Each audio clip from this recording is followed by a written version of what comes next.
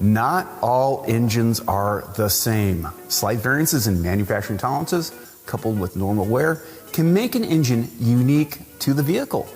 This is why when you replace a component like an electronic throttle body, you must adapt it to the vehicle.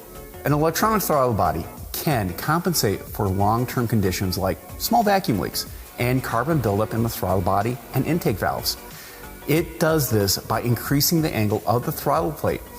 The angle of the throttle is also a function of the loads being put on the engine. If an electronic throttle body is replaced or removed from the intake manifold, the vehicle will have to relearn the values of the pedal, plate, and engine condition. Some vehicles do this automatically every time the vehicle is started.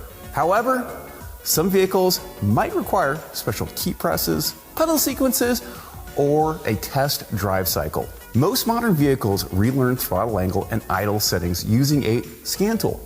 This can be faster than allowing the system to relearn it on its own and can prevent a customer coming back with a car with a check engine light on. This reset should be performed on some vehicles if the battery is replaced or disconnected during a repair. As for codes, most codes for an electronic throttle body are for the throttle position sensors. Codes P0-120 through 124 are for sensor A. Codes P0-220 through 224 are for sensor B.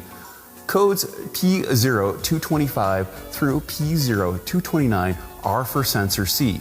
The codes in these three sets cover circuit malfunctions like high or low inputs, and these codes indicate if there's an issue with the electronic throttle body or even the wiring.